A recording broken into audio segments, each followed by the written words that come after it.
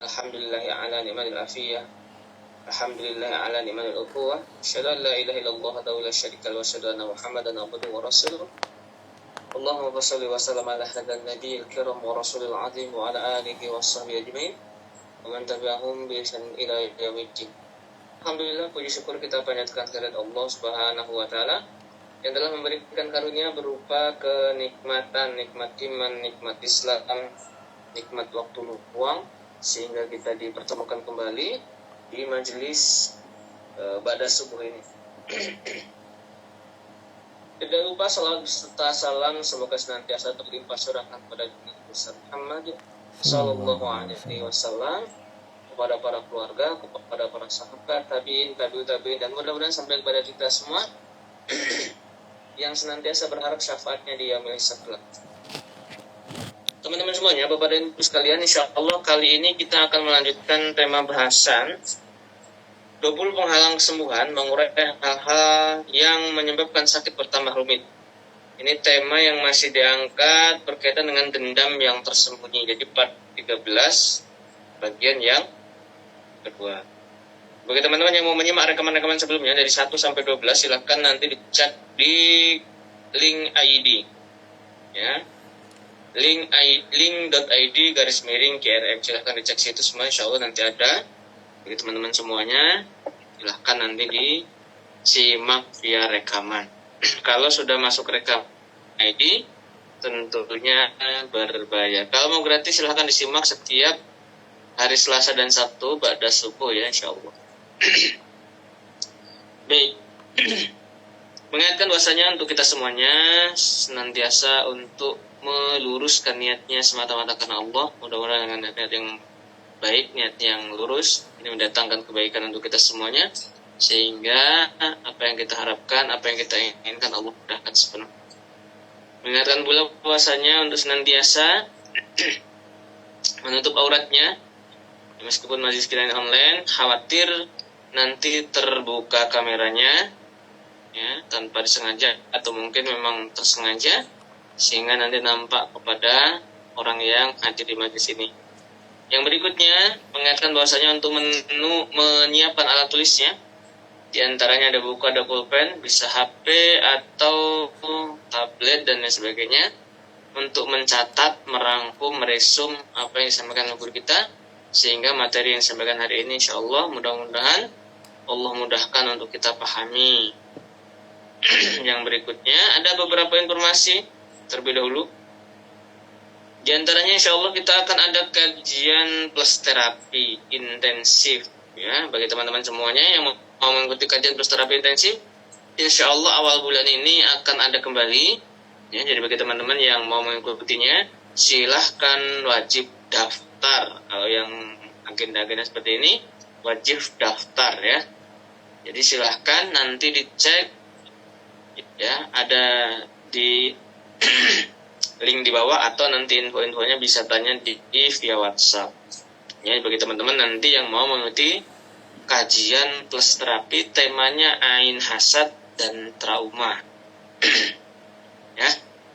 Jadi bagi teman-teman nanti yang mau mengikuti kajian ini, silahkan daftarkan terlebih dahulu di link pendaftaran yang paling bawah, atau informasi untuk bertanya-tanya silahkan via WhatsApp.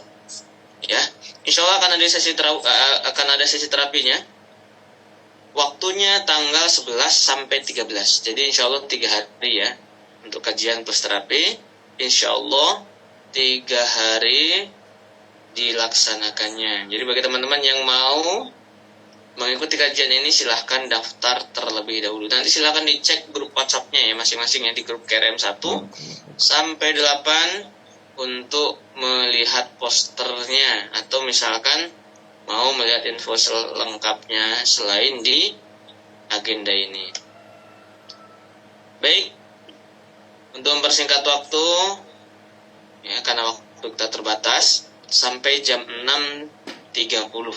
Jadi bagi teman-teman nanti yang mau bertanya terkait dengan materi ini, silahkan bertanya di grup WhatsApp ya. Karena memang di acara ini tidak ada sesi tanya jawab, tapi kalau nanti mau menimpali atau bahkan merespon, silahkan nanti tuliskan via chat saja, siapa tahu nanti Ustaz melihat dan bisa membahas. Baik, kita awali dengan baca basmalah secara bersama-sama supaya Allah berkahi pertemuan kita pagi hari ini. Bismillahirrahmanirrahim. Pada Ustaz untuk waktu dan tempat dipersilahkan. Kepada Ustaz. Bismillahirrahmanirrahim. Assalamualaikum warahmatullahi wabarakatuh. Alhamdulillah wassalatu wassalamu ala Rasulillah wa ala alihi wa sahbihi wa mawalah. Rabbi shrah li sadri wa yassir li amri wa hlul 'uqdatam min lisani yafqahu qawli. Subhanaka la ilma lana illa ma 'allamtana innaka antal alimul hakim. Alhamdulillah, Bapak Ibu sekalian yang dirahmati Allah, kita bersyukur hari ini Allah mudahkan kita kembali hadir di majelis ini. Semoga Allah berkahi majelis ini. Siapapun yang hadir di majelis ini, semoga Allah berikan kebaikan, dimudahkan dalam semua urusannya, dimudahkan, diringankan atas ujian yang sedang dihadapi. Amin ya rabbal alamin.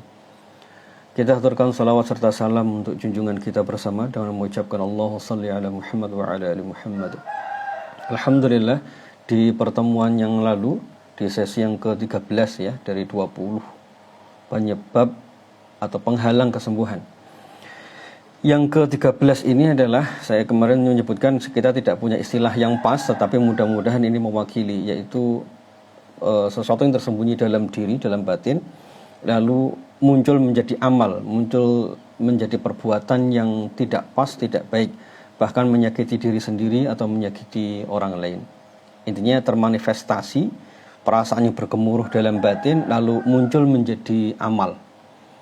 Jadi amal itu seperti pelampiasan, amal itu menjadi menyimpang, tidak pas, lalu pelan-pelan amal yang tidak pas itu justru menggerogoti diri kita sendiri. Terlebih lagi kalau misalnya amal-amal yang tidak tepat tadi, amal-amal yang tidak pas, lalu menyebabkan pelan-pelan persepsi kita menjadi negatif. Orang-orang lain mempersepsikan kita juga negatif. Lalu pelan-pelan kita semakin mudah sekali sakit hati atas sikap kita, padahal sikap kita itu memang tidak pas sebenarnya, karena muncul dari sesuatu yang bergemuruh dalam jiwa kita. Nah, sesuatu yang bergemuruh dalam jiwa kita ini bisa menjadi salah karena syaitan selalu menyertai kita di setiap keadaan. Antum bisa lihat hal ini. Apakah suara saya menggema, teman-teman sekalian? Mudah-mudahan enggak ya, mudah-mudahan. Antum bisa lihat kemarin kita bahas dalam surah Al-A'raf ayat ke-20.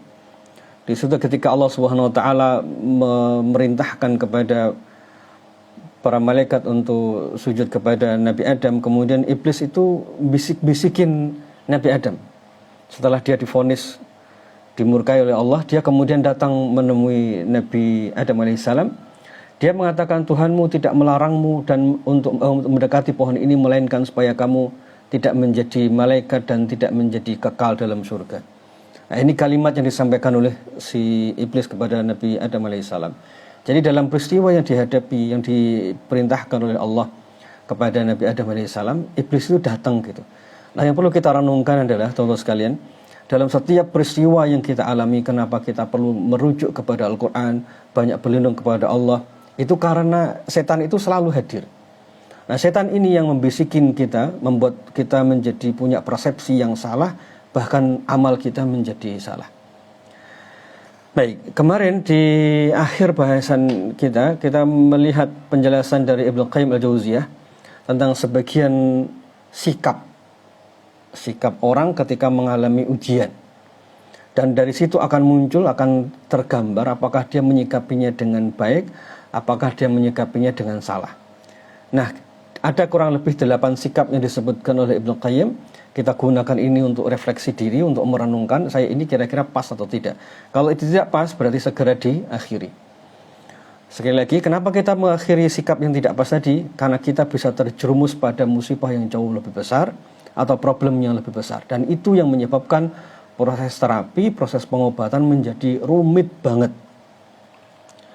Kemarin sampai poin yang ke-4 ya. Kita lanjutkan atau saya sebutkan satu persatu ya, 1 sampai 4 dulu ya, ringkas saja. Baik, jika musibah itu menyebabkan seseorang menjadi kecewa, bahkan menjerumuskan pada kekufuran, maka dia akan termasuk orang-orang binasa. Yang kedua, kalau musibah yang dia hadapi itu, ujian yang sedang dia hadapi, menyebabkan sedih, lalu menyebabkan dia lalai menjalankan kewajiban, menyebabkan dia terjerumus pada hal yang haram, maka dia termasuk orang-orang yang lalai.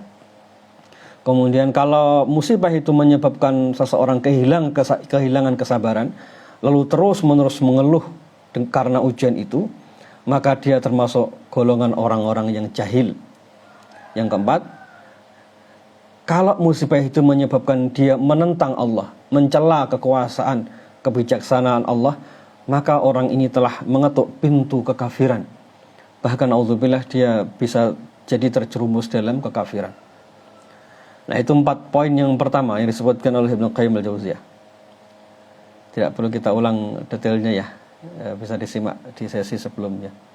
Taib, yang kelima, kalau musibah itu kemudian membuat seseorang itu menjadi sabar, kemudian terus-menerus bertahan dalam perasaan tabah menjalani ujian itu, maka dia akan tergolong orang-orang yang bersabar.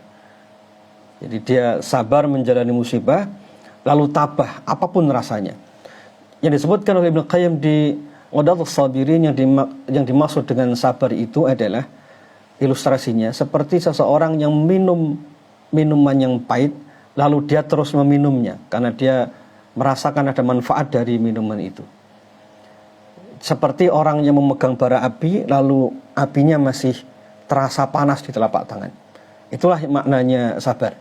Jadi sabar itu bukan berarti terus pikiran batin flat, tidak ada rasa apa-apa ketika menghadapi kesulitan, terus happy terus, tidak begitu. Sabar itu seperti memegang bara api dan tangan mungkin terluka.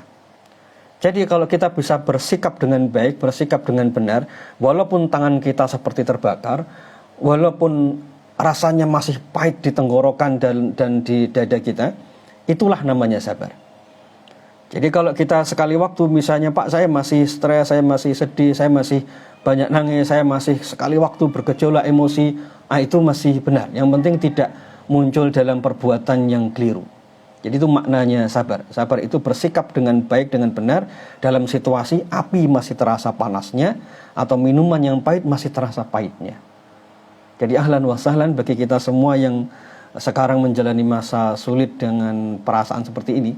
Kerasa pedihnya, kerasa beratnya, kerasa kalutnya, tapi sikapnya tetap baik. Alhamdulillah, antum insya Allah termasuk orang-orang yang bersabar.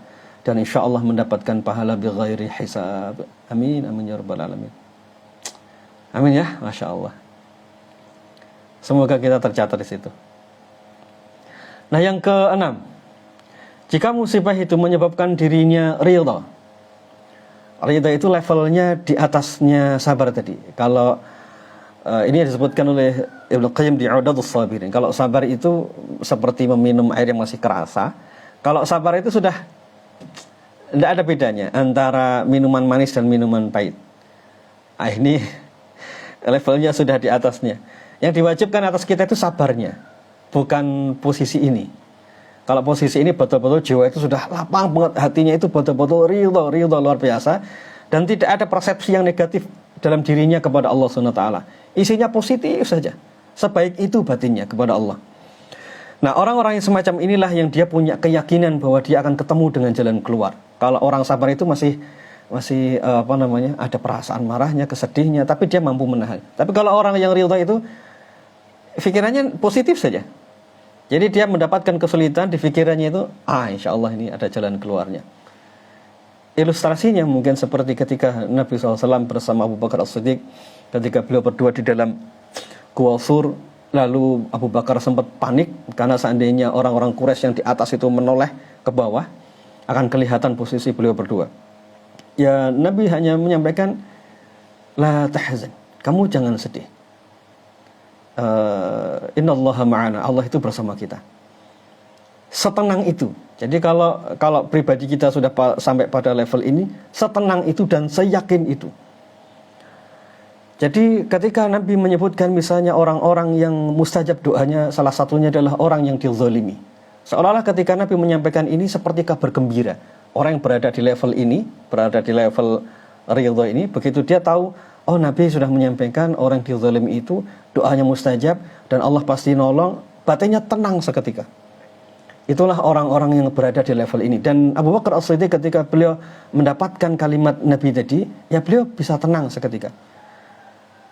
Nah, kita mungkin belum geser ke level ini ya. Bismillah, mudah-mudahan pelan-pelan sampai pada level ini.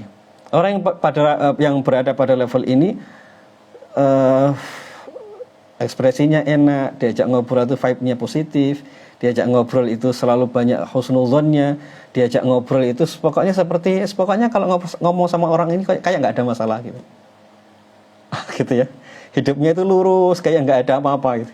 Walaupun sebenarnya juga sama, berdarah-darah, cuman memang orang pada level ini dia sudah bisa merasakan situasi yang berbeda. Ini memang orang-orang khusus. Luar biasa ya, ini orang model yang ke-6 ini. Orang yang ke-7 yang disebutkan oleh Ibnu Qayyim, kalau kemudian musibah itu menyebabkan dia memuji kepada Allah, ini levelnya di atasnya lagi. Kalau musibah itu membuat dia memuji kepada Allah dan bersyukur kepada Allah, Allah akan mencatat dirinya sebagai orang-orang yang bersyukur, dan dia akan berdiri di bawah naungan bendera Alhamdu bersama kalangan orang-orang yang memuji kepada Allah. Luar biasa ya. Ini mungkin entahlah, saya tidak bisa bayangkan ini. Jadi dia ini betul-betul lebih dari ridho tadi. Malah dia itu bersyukur ketika mengalami ujian itu. Bisa bayangkan situasinya. Jadi dia itu diuji lalu malah bilang alhamdulillah, alhamdulillah, alhamdulillah. Kalau ini kita buat urutan ya, yang sebelumnya 1 sampai 4 itu negatif semua, yang kelima itu mulai positif, bertahan bisa walaupun masih babak belur. Kalau yang ke-6 itu sudah mulai lapang, kalau level ke-7 itu sudah malah bersyukur. Dia mengalami ujian tapi batinnya itu alhamdulillah, alhamdulillah. Seperti misalnya orang itu diuji dengan ujian yang berat, lalu dia menyadari, ya Allah, dengan ujian yang berat ini ternyata dosa-dosa saya diampuni. Gara-gara hadis itu, bahwa seorang mukmin itu ketika diuji dia bersabar lalu dosanya diampuni dengan ujian itu, dia kemudian malah mengucapkan, ya Allah, alhamdulillah, alhamdulillah, mudah-mudahan ini penghapus dosa saya. Mudah-mudahan ya, bismillah. Ya Allah, mudahkanlah kami untuk sampai pada tahap ini ya Allah. Amin ya rabbal alamin. Yang ke-8. Ini yang paling berat. Kalau ujian itu menyebabkan seseorang menjadi muncul cinta dan rindunya kepada Allah Subhanahu wa taala, maka Allah akan mencatatnya sebagai orang-orang yang cinta kepada Allah dan ikhlas kepadanya. Oh, ini berat banget lah yang ini. Dia dikasih ujian, tapi husnuzan dan malah semakin rindu kepada Allah. Begitu dia dikasih musibah, dikasih kesulitan, justru batinnya itu semakin dekat dengan Allah, semakin cinta dan semakin rindu kepada Allah, dan betul-betul mengharapkan pertemuan dengan Allah. Dia berarti bisa melihat semua kebaikan Allah di tengah ujian-ujian itu. Sebagaimana kita misalnya sering dibantu sama orang, lalu pikiran kita, kapan ya saya bisa ketemu dengan orang itu? Ya Allah, bertahun-tahun orang ini nolong saya, tapi saya belum pernah ketemu dengan orang ini, hanya via WA. Kapan ya saya bisa ketemu? Karena dia merasakan luar biasa pertolongan si orang ini dalam kehidupan kita selama ini. Dia selalu hadir waktu kita mengalami kesulitan. Dalam pikiran kita ketika kita ngobrol dengan istri, dengan keluarga, itu si fulan itu selalu nolong kita. Tapi kita belum pernah ketemu sama orangnya. Kapan ya kita bisa silaturahim? Itu pikiran kita sebagai manusia ke manusia yang lain selama ini. Nah, orang yang berada di level ke-8 ini disebutkan oleh Ibnu Qayyim ini, dia bisa melihat kebaikan Allah berlipat-lipat dalam setiap urusannya. Setiap detiknya dia merasakan, tahu betul di situ banyak banget karunia Allah, sehingga tidak muncul kecuali dalam batinnya itu, ya Allah, Allah baik banget, kapan saya bisa ketemu sama Allah. Ada kerinduan yang luar biasa dalam dirinya kepada Allah SWT. Dia merasakan kebaikan Allah dalam setiap urusannya, baik urusan yang dalam pandangan manusia nikmat maupun yang dalam pandangan manusia seperti menyakitkan. Dia tetap bisa melihat kebaikan di situ. Pertanyaannya, dari ke-8 ini kira-kira kita masuk yang mana ini? 1, 2, 3, 4, 5, 6, 7, 8. Mudah-mudahan minimal yang ke-5 lah ya. Atau yang ke-6, alhamdulillah. mulai bisa ridha, mulai bisa lapang. Bagi yang sudah berada di level ke-7, ke-8, alhamdulillah, ahlan wa sahlan, itu luar biasa. Alhamdulillah. Setidaknya yang kelima ya, setidaknya yang kelima, yang sabar walaupun masih berdarah-darah, masih terasa beratnya, wis enggak apa-apa. Wis selamat. Yang kedua, masih sedih. Nah, kalau masih yang kedua merasa sedih berkepanjangan lalu jatuh pada perbuatan yang salah, segera istighfar, mohon kepada Allah, mudah-mudahan segera melompat ke poin yang kelima. Gitu ya, kita mohon pertolongan kepada Allah, mudah-mudahan kita segera bisa melompat ke yang kelima. Baik. Jadi dari penjelasan Ibnu Qayyim tadi, akhirnya kita bisa merenung, oh berarti kalau kita mengalami musibah lalu muncul perilaku-perilaku yang tidak baik, itu seperti ada sesuatu dalam diri kita yang tidak pas. Apakah suara saya tidak jelas yang di Zoom? Mohon konfirmasi. Nah, pertanyaannya adalah kenapa seseorang itu bisa bersikap negatif 1 sampai ke 5 sampai ke 4 ya. 1 sampai ke 4. Kenapa itu bisa muncul dalam dirinya? Ya, pertanyaannya itu. Kenapa 1 sampai 4 itu bisa muncul dalam diri seseorang? Nah, ternyata ketika kita mengalami ujian, ketika kita mengalami kesulitan, sebenarnya di situ ada 2 hal yang terjadi dalam jiwa kita. Jadi ada 2 hal yang terjadi dalam diri kita. Yang ke-8 tadi apa? Kalau ujian itu membuat kita merasa rindu dan cinta kepada Allah, ingin bertemu dengannya. Allah, mudah-mudahan kita termasuk bisa sampai pada poin ini. Membayangkan betapa baiknya Allah pada diri kita. Baik, kenapa kemudian ujian itu membuat marah jiwa kita? Sebenarnya ada 2 hal yang terjadi pada diri kita waktu kita mengalami konflik dengan orang, waktu kita mengalami ujian buruk dalam tanda kutip, dalam relasi antara kita sama orang lain. Yang pertama, adanya peristiwa kezaliman. Kenapa orang itu bisa marah, emosi dalam hubungan relasi sama orang ya? Kemudian ekspresinya menjadi negatif, ekspresinya menjadi meledak-ledak, terus pelan-pelan setelah itu berlarut-larut, setelah itu menguat menjadi sifatnya, pelan-pelan kemudian menjadi sakit fisik. Nah, pertanyaannya, kenapa di awal peristiwa itu orang bisa meledak-ledak menjadi negatif sikapnya? Nah, 2 hal ini. Mari kita renungkan 2 hal ini. Yang pertama, memang realnya terjadi peristiwa kezaliman. Yang kedua, ada ego yang terusik. Kita pelan-pelan bahas ini. Yang pertama, betul-betul ada kezaliman dalam relasi kita dengan orang lain. Kemudian yang kedua, ada ego kita yang sebenarnya terusik di situ. Baik, kita masuk ke yang pertama. Kezaliman itu kata Syekh Utsaimin, yang dimaksud dengan kezaliman itu adalah melalaikan kewajiban dan jatuh pada hal yang haram. Jadi kalau misalnya kita berhubungan dengan keluarga, dengan istri, dengan suami, pastikan dulu bahwa yang terjadi dalam diri kita atau kehidupan kita itu memang ada peristiwa kezaliman. Itu yang menyebabkan kita menjadi marah, emosi, sedih, dan yang lain. Definisikan dulu, betulkah dalam kehidupan kita itu ada kezaliman? Pak, saya ini sakit. Sebelum saya sakit ini saya mengalami ABC. Saya dihina, saya disakiti, saya dizalimi. Cek dulu, apakah betul kita mengalami kezaliman? Definisi kezaliman itu adalah, kata Syekh Utsaimin, terjadinya peristiwa yang diharamkan atau dilalaikannya kewajiban. Maka disitulah yang namanya kezaliman.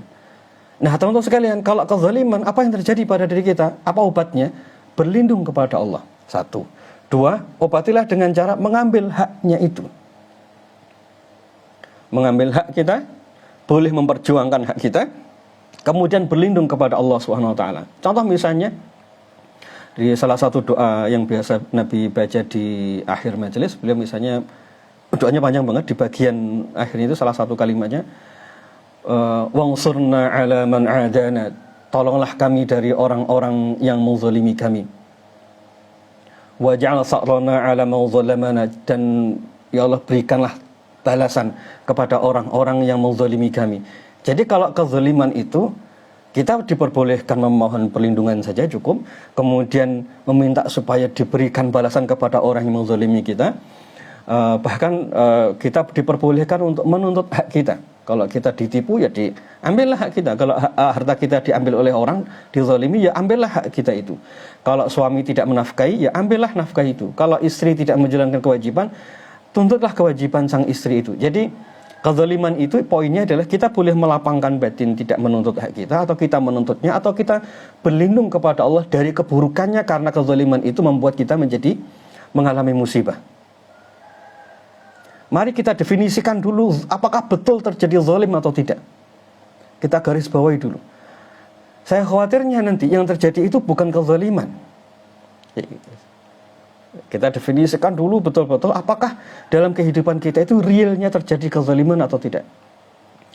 Sampai nanti ujungnya misalnya kalau kita ini dizalimi oleh orang, kita diajari oleh Nabi SAW dengan salah satu doa, Allah makfinihim bima syi'ta. Allah makfinihim bima syi'ta. Ya Allah, tolonglah aku dari mereka dengan cara apapun yang kau kehendaki. Sedramatis itulah kalau kita menghadapi orang-orang yang zalim. Nah, Nabi SAW dalam hadis yang ini disahihkan oleh Syalbani, beliau menyampaikan, takutlah kalian kepada doa orang yang dizalimi, karena sesungguhnya doa orang yang dizalimi itu dia akan naik ke awan, lalu Allah berfirman, demi kemuliaanku dan kebesaranku, aku akan pasti menolongmu meskipun nanti. Baik, jadi sekarang definisikan dulu apakah betul-betul dalam diri kita ini terjadi kezaliman atau tidak. Kalau terjadi kezaliman, maka obatnya itu: satu, berlapang dada memaafkannya; dua, mengambil hak kita. Kalau memang itu hak kita harus kita ambil, jangan diam. Kemudian berlindung kepada Allah, dan Allah pasti menolong orang-orang yang terzalimi tadi. Itu yang membuat kita marah hari ini, karena betul-betul real terjadi peristiwa kezaliman. Nah, pertanyaannya, apakah betul terjadi kezaliman atau tidak? Jadi ada dua hal yang menyebabkan kita sering marah, sakit hati. Yang pertama, real terjadi kezaliman. Yang kedua, yang terjadi sebenarnya mungkin hanya sekedar, dalam tanda kutip sekedar, ego yang terusik. Pertanyaan saya, sebenarnya kita alami yang membuat kita sakit hati, dendam, marah, yang tidak selesai-selesai, ya, baper dan yang lainnya, itu real terjadi sebuah peristiwa kezaliman, atau ego kita saja yang terusik? Kira-kira yang mana yang terjadi pada diri kita? Ego yang sedang terusik sehingga kita sakit hati, atau real terjadi kezaliman? Jadi kalau terjadi kezaliman, tadi langkahnya, ambillah hak, kemudian mohon perlindungan kepada Allah, mohon pertolongan kepada Allah, atau berlapang dada, maafkan jika memang mampu untuk melakukan itu, karena kita ingin menghindari mudarat yang lebih besar. Realnya ketika terjadi kezaliman, ataukah ego kita yang terusik? Contoh misalnya ya, ini ada orang cerita, Pak, saya ini disakiti sama suami. Loh, kok bisa disakiti? Mbak, suami saya itu tidak pernah terbuka soal keuangan. Sampai dinafkahi, ya dinafkahi, tapi saya pengennya itu suami terbuka, Pak. Kalau masalah uang, ya tolong ceritalah, jangan sembunyi-sembunyi, jangan ditutup-tutupi. Saya ini merasa tidak dihargai, Pak. Saya ini merasa tidak dihargai. Karena kalau urusan duit itu ditutup, semuanya dipegang sama suami. Sedangkan saya perempuan, saya ini harus ngurusi yang di rumah. Baik, pertanyaan saya, suami tidak terbuka dalam urusan uang kepada istri, lalu sang istri tadi menceritakan, saya ini terzalimi, disakiti oleh suami. Pertanyaan saya, dalam kasus ini ego yang terusik atau terzalimi? Dalam case ini ya, dalam case yang tadi saya sebutkan ini, peristiwa yang saya sebutkan ini ego yang terusik atau terzalimi? Ego ya, betul, ego. Tolong ini bedakan, betul-betul bedakan, karena nanti ini akan menyebabkan kita menjadi mudah sekali sakit hati atau tidak. Baik, ego ya. Jadi sekarang bisa membedakan, mudah-mudahan bisa membedakan. Jadi ada yang itu betul-betul ada kezaliman, dan ada yang sifatnya itu ego saja yang terusik. Pak, saya ini gampang emosi, meledak-ledak ke anak. Anak saya itu tidak mau dengerin saya, Pak. Saya suruh belajar, tidak mau belajar. Saya suruh mandi, tidak segera mandi. Sekarang gampang ngamuan, Bu. Iya, sekarang gampang ngamuan. Kalau begitu, yang membuat kita sekarang tertrigger, gampang sedih, gampang marah, kalau anak bersikap begitu, itu berarti soal ego atau kezaliman anak ke orang tua. Anak disuruh belajar, tidak mau. Anak disuruh, itu kezaliman atau ego kita? Ego lagi yang terusik pada diri kita. Jadi kalau ego itu terusik, nanti efeknya itu mudah sekali tertrigger. Tanda kalau yang sedang kena itu adalah ego kita, itu efeknya yang paling real, nanti akan mudah banget tertrigger. Mudah banget tertrigger. Contoh misalnya dulu ketika kecil, kita ini ya qadarullah pernah diganggu oleh mengalami hal yang tidak baik di keluarga kita, entah orang tua, entah keluarga, pokoknya tidak nyaman. Lalu kita seperti tidak dihargai sebagai salah satu anggota keluarga, sering dikecilkan oleh anggota keluarga, pokoknya kayak nggak dianggap gitu. Itu peristiwanya. Real terjadi kezaliman, ya. Real terjadi kezaliman karena anak ini seperti tidak dianggap sama sekali, disepelekan, karena mungkin pendidikannya beda dengan kakak-kakaknya akhirnya sering merendahkan. Real terjadi kezaliman. Ini kezalimannya real. Terus di kemudian hari, ketika dia sudah menikah, begitu anak mulai nggak dengerin waktu ibu ini ngajarin belajar, anak nggak percaya. Oh, ibu salah ngajarinnya, aku belajar aja sama ayah. Tiba-tiba meledak emosi atau tiba-tiba nangis. Kayak rasanya itu anak ini kayak nggak menghargai banget. Padahal dia hanya bilang, aku mau belajar sama ayah aja, atau aku mau belajar sama ibu aja. Tiba-tiba perasaan kita seperti down, jatuh luar biasa, seperti tidak dihargai oleh si anak ini.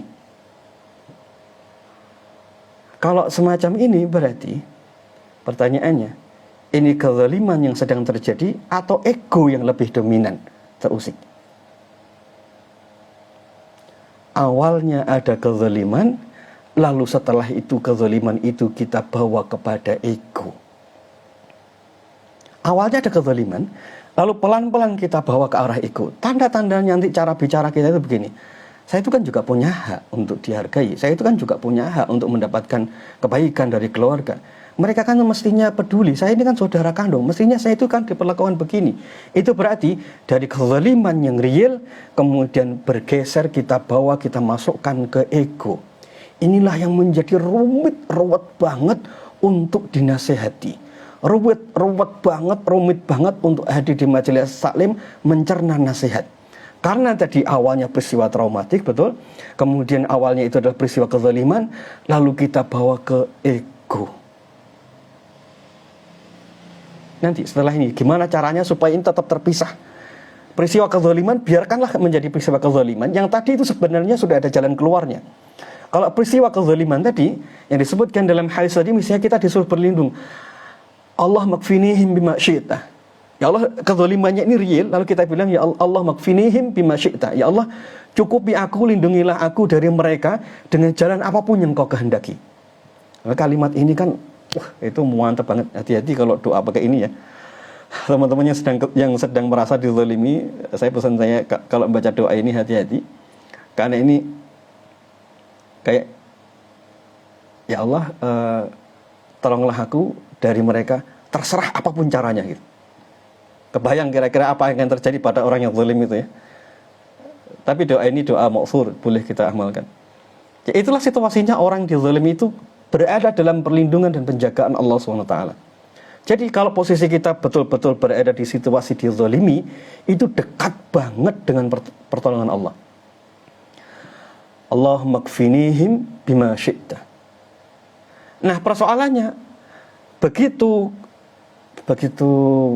peristiwa kezaliman tadi pelan-pelan mengarah kepada ego, akhirnya menjadi peristiwa traumatik, mudah banget tertrigger. Kalau sudah mudah banget tertrigger, akhirnya mudah banget tergelincir. Ego itu soal kesenangan. Ego itu soal kepentingan pribadi. Pokoknya kalau mulai sudah membicarakan kepentingan pribadi, itu besar kemungkinan soal ego. Mudah banget tertrigger, artinya mudah banget muncul kembali, kemudian mudah banget salah langkah. Ekspresinya menjadi over. Sekali lagi pertanyaannya, coba kita renungkan pelan-pelan. Sekarang ini saya mudah sekali tertrigger, mudah sekali baper, mudah sekali cemas. Ini karena ada peristiwa kezaliman yang murni kezaliman, lalu membuat saya ini takut dan cemas, ataukah sebenarnya ego saya yang sedang terusik di situ, ego saya yang sedang diganggu, lalu muncul kemarahan. Bedakan ini pelan-pelan. Kalau ternyata yang lebih dominan adalah ego kita, segera istighfar, mohon ampun, mohon rahmat Allah. Nah, kalau ego yang lebih dominan, maka syaitan mudah sekali mendekat. Dia akan bisikin kita menuju langkah yang salah. Taib. Jadi, teman-teman sekalian, titik krusialnya sebenarnya, ya, titik krusialnya adalah yang membuat sakit tak kunjung sembuh. Jika sakit itu tak kunjung sembuh, hati dan pikiran fokusnya terlalu pada ego. Lalu menyangka kezaliman tadi itu, kezaliman yang terjadi itu, sebagai betul-betul kezaliman. Padahal sangat mungkin itu hanya ego kita yang sedang terusik. Menuduh orang lain berbuat kezaliman, padahal sebenarnya tidak ada kezaliman. Atau ada kezaliman tapi derajatnya tidak seberat yang kita bayangkan. Kezalimannya real ada. Ini kalau sudah masuk ke ego ya. Kezalimannya itu real ada. Tapi mungkin tidak seberat yang kita sangka. Misalnya, Pak, istri saya itu durhaka. Padahal belum tentu derajatnya sudah durhaka. Tapi karena ego kita sudah terusik, tiba-tiba statement itu begitu mudah keluar, kita berikan kepada istri. Istri saya itu durhaka, Pak. Gara-gara apa? Saya suruh bangun pagi, tidak bisa bangun pagi, Pak. Padahal hanya soal tidak bisa bangun pagi. Kalau ego sudah terusik, itu mudah banget memberikan stigma pada orang lain secara berlebih-lebihan. Seperti tadi, seorang perempuan yang dia menyebut suaminya tidak care, tidak peduli, hanya gara-gara, dalam tanda kutip, hanya gara-gara suaminya bukan tipe orang yang pandai mendengarkan. Akhirnya menuduh suaminya atau memvonis suaminya sebagai suami yang tidak care, tidak peduli dengan istri. Padahal mungkin derajatnya tidak sampai itu. Jadi ada kezaliman, tapi mungkin derajatnya tidak sampai derajat yang berat, lalu tapi kita simpulkan menjadi kesimpulan yang berat. Jadi ego itu kalau sudah terusik, dia akan mudah sekali menyimpulkan dengan kesimpulan yang sangat berat. Kemudian ego itu kalau sudah terusik, dia mudah sekali, mohon maaf, memanipulasi fakta. Kalau ego itu sudah terusik, ini bisa terjadi pada laki-laki maupun pada perempuan. Kalau ego itu sudah terusik, dia mudah sekali memanipulasi fakta. Bisa jadi tidak ada kezaliman, tapi dipersepsikan sebagai kezaliman. Tidak ada keburukan yang berat, tapi dipersepsikan sebagai keburukan yang berat. Nah, kalau ini terus-menerus demikian, nanti yang rusak itu jiwa kita sendiri. Tidak ada kezaliman, tapi merasa dizalimi. Padahal realnya tidak sedramatis itu. Saya ingin mengajak antum sekalian, kita semua untuk mulai pelan-pelan meninggalkan konsep berpikir ini. Tinggalkan statement kalimat-kalimat misalnya, Anda berhak bahagia, Anda berhak untuk mendapatkan ketenangan. Statement ini tinggalkan dulu pelan-pelan karena ini fokusnya ke ego. Fokusnya ke ego. Itu akan membuat kita menjadi tidak jernih memandang persoalan. Dan ujungnya adalah akan muncul tindakan yang salah. Mudah-mudahan bisa memahami poin ini pelan-pelan, karena ini kaitannya dengan ego. Nanti itu akan muncul pertanyaan, enggak kok saya ini dizalimi beneran, enggak kok sakit beneran saya ini, enggak kok saya ini bukan persepsi, saya sakit beneran. Inilah nanti pertempuran dalam jiwa kita itu ada di sini. Betul-betul sebuah kezaliman yang kita alami, atau persepsi kita yang sudah melebih-lebihkan. Betul-betul terjadi kezaliman, atau ego kita yang sedang terusik sehingga rasanya berlipat ganda. Di sini titik pergeserannya. Teman-teman sekalian, kalau nanti kita mulai bisa bergeser, bisa membedakan poin ini, nanti batin kita itu pelan-pelan akan lapang banget. Oh enggak kok, ternyata dia tidak menzalimi saya. Jadi kalau ego ini sudah mulai terusik, yang kita bicarakan nanti itu diri kita terus gitu. Pak, saya ini bagaimana bisa berubah hidup saya kalau saya ini terus-menerus diperlakukan begini sama orang lain? Pak, saya ini tidak nyaman di tempat kerja saya. Masa orang itu bekerja kok resek banget? Antum bisa bicarakan, antum bisa lihat hal-hal semacam ini dalam keseharian kita. Efeknya nanti kita mulai pelan-pelan membicarakan hal yang kecil dibandingkan dengan hal-hal yang besar dan substansial. Coba kenali diri kita yang saya sebutkan ini. Apakah sehari-hari kita biasa membicarakan hal-hal yang kecil dibandingkan dengan hal-hal yang substansial, hal yang besar? Mas, kenapa sampai ini bolak-balik keluar dari tempat kerja? Saya tidak senang, Pak, kerja di tempat-tempat yang dulu itu. Nah, enak, orangnya resek-resek. Sesimpel itu, meninggalkan tempat kerja yang dengan kerja itu dia bisa menafkahi istri dan anaknya, hanya dalam tanda kutip, teman-teman di sana tidak asik, Pak, diajak ngobrol tidak enak, menyakitkan. Pak, orang-orang di tempat kerja saya itu tidak ngerti kesehatan, Pak. Masa di tempat kerja ngerokok kayak begitu? Saya mending pergi aja, saya keluar dari tempat kerja. Bayangkan, membuat sebuah keputusan keluar dari tempat kerja hanya gara-gara dalam tanda kutip, di tempat kerja itu ada orang yang biasa merokok saja. Jadi antum akan lihat pelan-pelan kita menjadi pribadi yang mudah banget mengambil keputusan ekstrim disebabkan hal-hal yang tidak substansial. Saya ulangi ya. Ini kalau orang-orang yang mudah banget egonya itu terusik, yang egonya itu terlalu dominan dalam dirinya, dia akan mudah sekali mengambil keputusan-keputusan krusial, keputusan-keputusan penting hanya gara-gara egonya terusik. Hanya gara-gara masalah-masalah kecil. Antum kebayang profil yang semacam ini? Kalau bekerja dalam tim, nggak bisa dipakai ini. Kalau bekerja dalam tim, gesekan sedikit, wah, saya mending sendirian. Ini kalau kerja dalam tim, bikin masalah. Pak, saya tidak mau silaturahim dengan keluarga besar saya, Pak. Ini karena kalau saya silaturahim ke mereka itu, yang diomongkan hanya duit aja. Tidak ada masalah sebenarnya dengan pembicaraan soal duit tentang silaturahim. Ya, itu pembicaraan yang salah, iya. Tetapi tidak perlu sampai akhirnya membuat kita memutuskan silaturahim. Jadi kita akan melihat orang yang egonya itu mudah sekali terusik tadi, dia membuat sebuah keputusan yang besar, yang ekstrim, disebabkan karena hal-hal yang mungkin orang lain melihatnya, itu kok bisa ya urusan sepele gitu, sampai dia membuat keputusan yang besar seperti itu. Kebayang situasinya? Jadi akhirnya yang dia bicarakan adalah hal-hal yang kecil-kecil, hal yang kecil dalam tanda kutip, dan itu sebenarnya bukan hal yang substansial. Efeknya tidak menjadi pribadi yang tahan banting, menjadi pribadi yang tidak mudah sekali sakit, tidak tahan banting, berat menghadapi benturan. Ini menjadi coba antum bayangkan, kita menjadi pribadi yang tidak tahan banting, tidak kuat menghadapi benturan, mudah banget sakit hati karena hal-hal kecil. Apa yang terjadi? Ya, menderita terus dalam keseharian kita. Kalau cara berpikir kita semacam ini, ya mudah sakit hati, mudah stres, mudah banget gelisah. Apa yang terjadi akhirnya? Ya wajar, akhirnya waktu kita terapi akhirnya sulit sekali mengalami kesembuhan. Nah, pertanyaan saya, apakah kita menjadi pribadi semacam ini? Mudah banget tertrigger dengan hal-hal yang kecil, mudah banget tidak nyaman dengan hal-hal kecil. Pak, saya itu tidak nyaman, Pak, orang-orang di sekitar saya itu nggak rapi. Apakah kita mudah banget stres dengan orang-orang yang tidak rapi? Berarti tidak pas diri kita.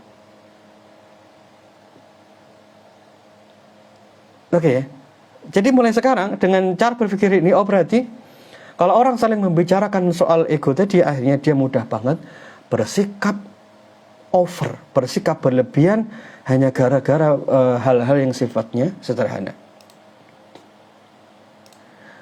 Makanya ini poin pertama adalah ada peristiwa kezaliman, kemudian ada ego. Ini harus clear, harus jelas dalam diri kita. Kita ini berekspresi seperti sekarang ini, betul-betul ada peristiwa kezaliman yang besar yang perlu kita sikapi dengan semua kemarahan, ataukah oh alah, ternyata ini ego saya saja, nggak disapa di grup, lalu menyangka sudah dimusuhin sama teman satu grup. Misalnya gitu, mohon maaf ini. Mohon maaf ini yang sepele-sepele ya, misalnya tidak disapa. Nge-share sesuatu di grup, tidak ada yang komen, tidak ada yang nanggepin, langsung baper, sakit hati. Oh, saya ini tidak diperhatikan sama teman-teman. Misalnya begitu. Tidak ada yang di sini ya insya Allah ya. Ini kan jadi batin kita itu mudah banget baper, mudah banget sakit hati dengan hal yang sifatnya sederhana gitu. Nah, kenapa bisa begitu? Ini hanya mungkin terjadi kalau itu kita arahkan kepada ego. Hanya itu soalnya. Tapi mohon maaf ya. Tapi sebaliknya kalau ego tadi itu sudah sangat mengecil, kita akan menjadi orang yang tahan banting.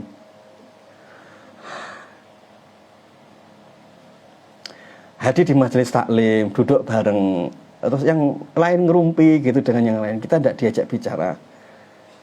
Akhirnya kita sibuk nonton HP, nggak diajak ngobrol dengan yang lain toh. Sambil dalam ini zahirnya itu scroll gitu. Tapi pikiran itu, ya Allah nggak diajak ngobrol, ya Allah mereka sibuk sendiri, ya Allah saya ternyata sudah mulai dijauhi sama teman-teman, gitu. Jadi setan itu akan membuat isi pikiran kita mentakwilkan dengan cara yang bermacam-macam. Kalau semacam ini, Allahu Akbar, emosi negatif itu akan banyak banget dalam pikiran kita. Allahu Akbar. Nah sekarang pertanyaannya setelah kita merenungkan tadi, ini ada peristiwa kezaliman, ini ada ego. Harus clear sekali lagi, harus jelas kita bersikap itu karena ego kita ataukah karena ada peristiwa kezaliman. Renungkanlah poin ini. Kalau sudah mulai bisa merenungkan, oh ya Allah, ternyata saya selama ini marah hanya gara-gara ego saya sendiri, bukan betul-betul ada kezaliman. Nanti begitu merasakan ini, poin ini bisa geser gitu. Coba rasakan nanti di badan itu rasanya ringan, batin itu rasanya lapang gitu, tidak gampang baperan, terus tidak gampang vertigo, tidak gampang vertigo gitu. Tapi mari kita lihat apa namanya di beberapa hadis Nabi Sallallahu Alaihi Wasallam. Dalam Sunan Abu Dawud pada hadis yang ke-4153. Peristiwa kezaliman itu contohnya gimana? Yang real terjadi kezaliman, tidak menafkahi, menyakiti secara fisik, menyakiti secara verbal. Jadi real ada kezaliman.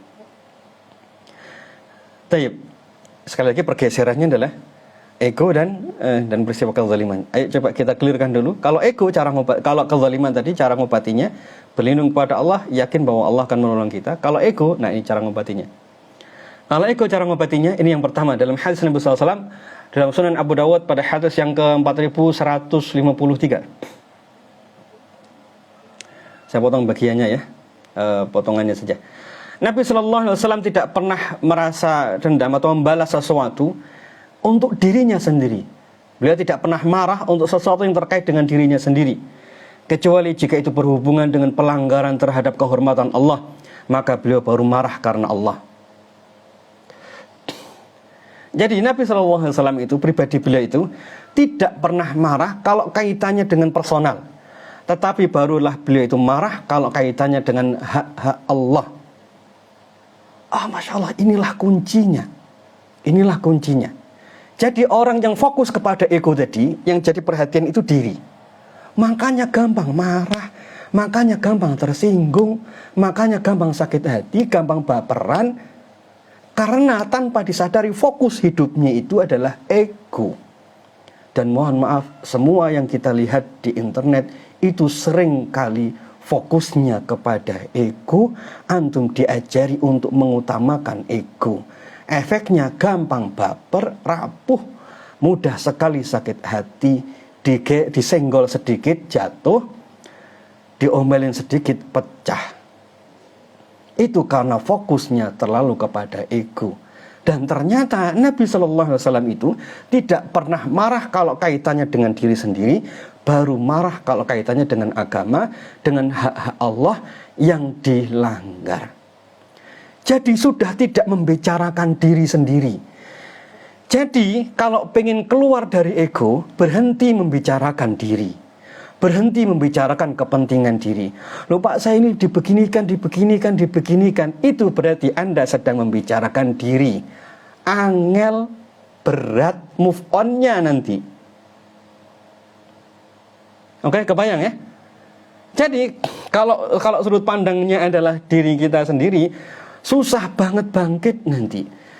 Karena satu-satunya jalan supaya batin lapang nanti akhirnya adalah batin ini harus steril dari semua gangguan, dan itu tidak mungkin. Satu-satunya cara yang paling pas itu adalah berhenti meletakkan ego, lalu berhenti fokus pada ego, lalu fokusnya adalah kepada Allah. Mulai belajar marah karena Allah, bukan marah karena diri sendiri. Antum akan lihat beberapa yang saya temukan dalam kasus konseling, dalam kasus yang di grup nanya, yang pertanyaannya tidak berubah. Pak, gimana caranya menghadapi orang yang tua yang zalim, menghadapi suami istri yang zalim, anak yang zalim? Saya ini dibeginikan, Pak.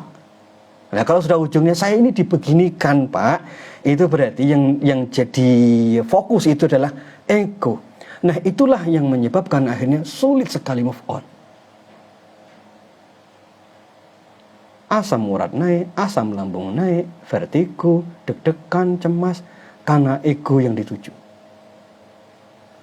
Marah karena Allah itu apa contohnya? Suami tidak menjalankan sholat, marahlah karena itu. Istri tidak menutup aurat, marahlah karena itu.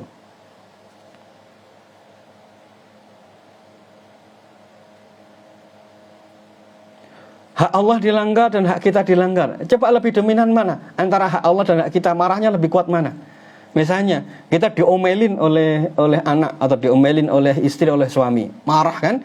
Lalu yang kedua, istri suami sholatnya telat atau tidak menjalankan sholat, misalnya meremehkan sholat. Mana yang membuat kita sakit hati lebih banyak? Yang betul-betul berdarah-darah hati kita sampai nangis, sholatnya tertinggal atau omelannya tadi itu yang tidak menghargai kita? Itu saja untuk mengukurnya. Nah, contoh misalnya sampai situasinya itu begini. Ini untuk melatih tadi dominasi ego dalam diri kita. Dalam salah satu doa yang diajarkan oleh Nabi sallallahu alaihi wasallam. Ketika seseorang itu menghadapi situasi susah, situasi kesulitan. Pertanyaan saya, orang kalau menghadapi situasi sulit banget, peluangnya itu yang muncul adalah ego, betul ya? Apa egonya, Pak? Kalau dalam situasi susah, egonya itu adalah pengen segera lepas dari kesulitan, betul ya? Jadi pengen segera lepas dari kesulitan itu berarti keinginan personal yang sedang dominan. Sekali lagi, kalau orang itu sedang mengalami situasi susah banget, sulit banget, itu hampir pasti di masa itu yang muncullah adalah egonya. Tandanya dia pengen banget segera lepas dari kesulitan. Apakah setelah itu jalan keluar turun? Enggak, justru itu semakin rumit. Treatmentnya yang disebutkan Nabi SAW dalam doa yang beliau ajarkan, begini doanya. Perhatikan doanya. Allahumma rahmataka arju. Ya Allah, hanya rahmatmu yang kuharapkan. Fala takilni ila nafsi tarfata ainin. Jangan kau serahkan urusanku kepada diriku sendiri, meskipun hanya sekejap mata. La ilaha illa anta, tidak ada yang aku sembah kecuali hanya engkau. Padahal situasinya dalam situasi sulit. Mestinya kan kalau situasi sulit kan begini doanya, mestinya. Ya Allah, tolong aku segera. Ya Allah, ini masalah, tolong selesaiin ya Allah. Kan gitu ya. Coba bayangkan, kalau orang mengalami situasi sulit itu, selalu itu yang diucapkan, berarti yang muncul dalam situasi sulit itu adalah ego, keinginan personal. Tapi seolah-olah Nabi itu paham banget kalau orang berdoa dengan model itu, dia akan terjebak pada ego yang dominan, mudah sakit hati, mudah baper, mudah kecewa. Kalau nanti tertunda hajatnya, akhirnya dia jadi suudzonnya sama Allah. Yang tadi sakit hati kepada tetangga, kepada teman, tiba-tiba na'udzubillah, tiba-tiba dia sakit hatinya sama Allah. Loh, kok tidak dikabulkan, sudah doa lama. Makanya treatmentnya ketika dia berdoa, justru egonya itu dibuang. Caranya, Allahumma rahmataka arju. Ya Allah, hanya rahmatmu yang kuharapkan. Masalah selesai? Belum tentu. Pertolongan berupa hidup berubah? Belum tentu. Yang penting rahmatnya Allah turun. Kemudian yang kedua, fala takilni ila nafsi tarfata ainin. Ya Allah, jangan kau serahkan urusan ini padaku sendiri. Seolah-olah, ya Allah, ini saya tidak penting lagi. Ya Allah, yang penting Engkau yang nyelesain. Saya tidak bisa nyelesain ini. Ya Allah, tolong ambil alih urusan saya. Ya Allah, saya tidak bisa nyelesain ini semua. Kayak begitu. Jadi seolah-olah diri kita ini seolah-olah tidak lagi mendapatkan tempat ketika kita sedang meminta pertolongan kepada Allah waktu kita mengalami kesusahan. Letakkan sekecil-kecilnya, simpan sejauh-jauhnya ego kita. Lalu kita hanya bilang, ya Allah, tolonglah saya.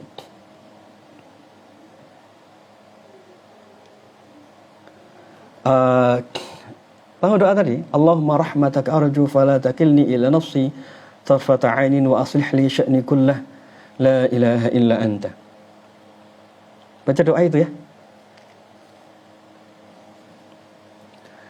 Jadi ini treatment yang dilakukan yang dicontohkan oleh Rasulullah SAW. Jadi ketika menghadapi situasi sulit, justru ego itu ditundukkan. Oh, berarti kalau ego ditundukkan dalam doa ini, berarti kalau kita tidak mengikuti rute yang disebutkan oleh Nabi ini, berarti ego saya akan muncul dong. Iya, begitu maksudnya. Jadi kalau kita sedang mengalami situasi sulit itu hampir pasti egolah yang muncul. Kalau ego yang muncul itu akhirnya setan mudah banget mengajak kita pada keburukan. Baik. Dalam hadis yang lain, dalam Sahih Bukhari pada hadis ke-120, seorang laki-laki menemui Nabi sallallahu alaihi wasallam, "Ya Rasulullah, apakah ini semua masuk dengan jihad fisabilillah? Sebab di antara kami ada orang yang berperang karena marah dan karena semangat membela kesukuan." Lalu beliau memandang laki-laki ini dan mengatakan, barang siapa yang berperang karena meninggikan kalimat Allah, maka dia sedang berjihad fisabilillah. Jadi orang yang sedang marah itu sangat mungkin actionnya itu seolah-olah benar. Coba perhatikan hadis ini. Mereka bertanya, ya Rasulullah, bagaimana kalau orang itu berjihad fisabilillah karena kemarahannya atau karena membela kesukuannya?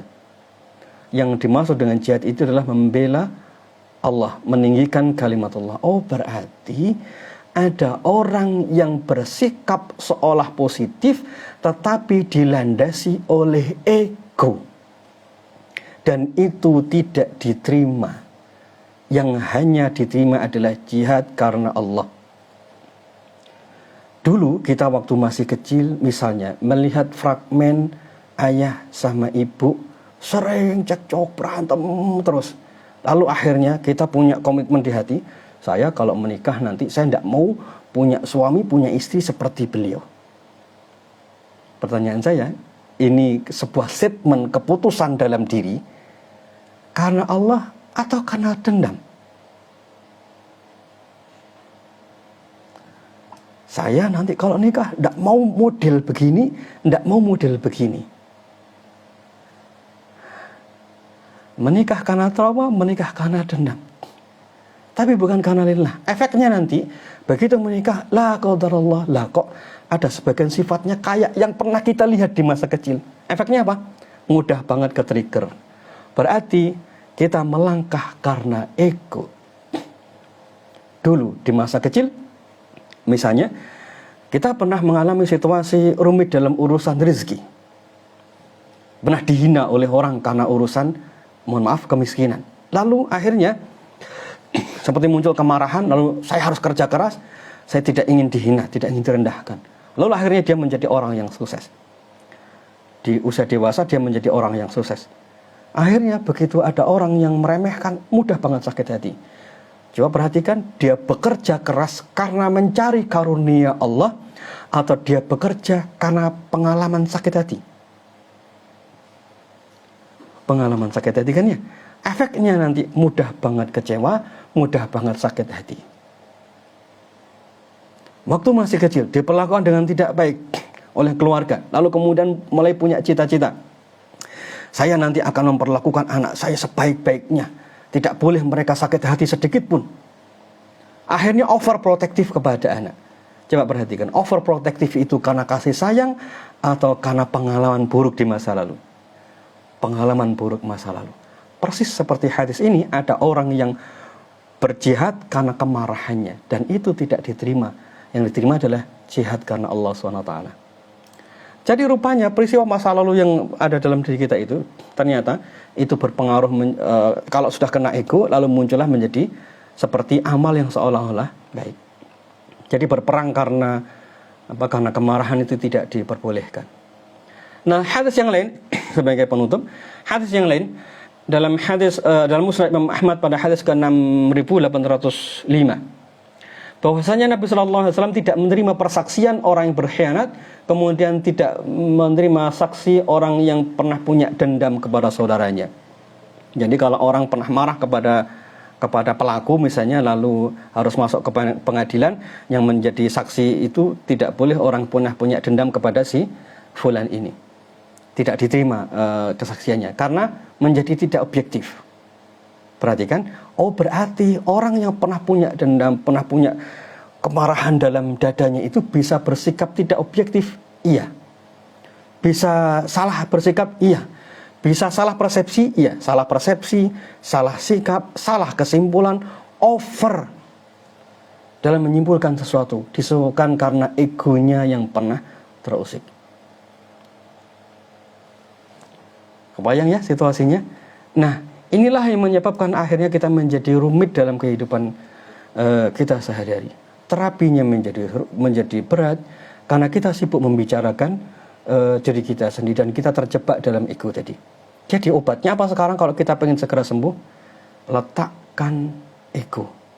Loh Pak, tapi saya ini, kalau masih, loh Pak, saya ini. Jadi pelan-pelan kalau kita sudah mulai bisa meninggalkan ego tadi, kita mulai bisa melihat, saya harus melakukan hal yang positif karena Allah.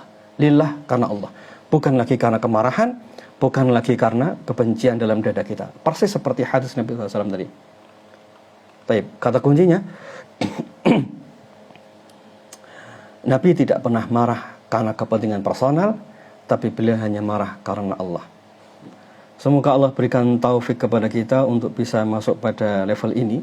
Insya Allah kalau kita sudah bisa masuk level ini, insya Allah kita akan pelan-pelan bisa masuk ke level ke-5, 6, 7, 8 yang disebutkan oleh Ibnu Qayyim di bahasan awal tadi. Titik awalnya adalah letakkan ego kita, karena di sana semua akar masalahnya terjadi. Kalau belum mampu, apa yang harus dilakukan? Doa pakai tadi, doa pakai ayat yang doa yang tadi. Allahumma rahmataka arju fala takilni ila nafsi tarfata ainin. Itu pelan-pelan mulai meletakkan ego kita. Terus baca doa lagi misalnya Allahumma inni a'udzubika min syarri nafsi. Tulis doa itu, Allahumma inni a'udzubika min syarri nafsi. Ya Allah, aku berlindung kepadamu dari keburukan jiwaku. Ini agak panjang doanya, nanti silahkan dicari di Google. Allahumma rahmataka arju, itu betul-betul menghilangkan semua keinginan kita hanya kepada Allah. Kemudian Allahumma inni a'udzubika min syarri nafsi. Ya Allah, aku berlindung kepadamu dari keburukan jiwaku. Itu sudah kita meninggalkan ego sejauh-jauhnya. Yang kita cari adalah keridhaan Allah. Baik, gitu. Bagi yang bisa menuliskan doanya silahkan ditulis di chat supaya bisa dikopi oleh yang lain. Allahumma inni a'udzubika min syarri nafsi wa min syarri basari wa min syarri sam'i. Ada di zikir pagi dan sore insyaallah. Nah, hayatilah doa dengan cara pandang demikian. Mudah-mudahan nanti Allah jadikan kita menjadi pribadi yang lapang, ringan, insyaallah. Wallahu a'lam. Saya kembalikan ke APD.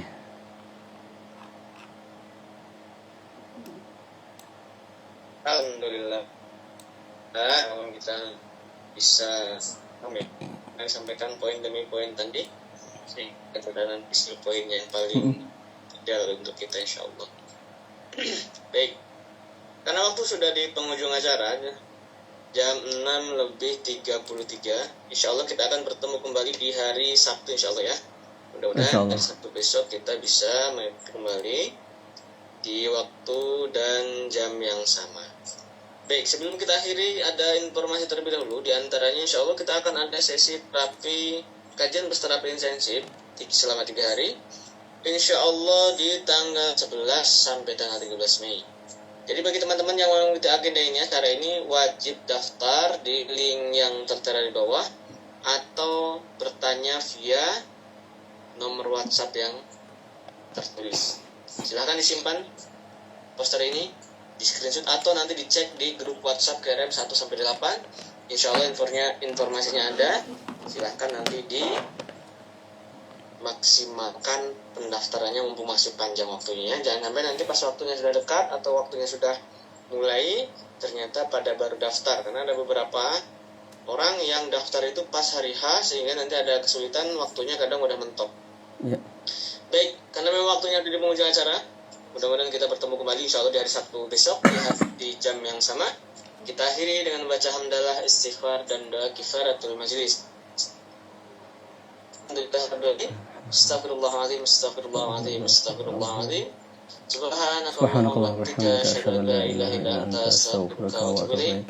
Barakallahu fikum. Assalamualaikum warahmatullahi wabarakatuh. Waalaikumsalam. Waalaikumsalam warahmatullahi wabarakatuh.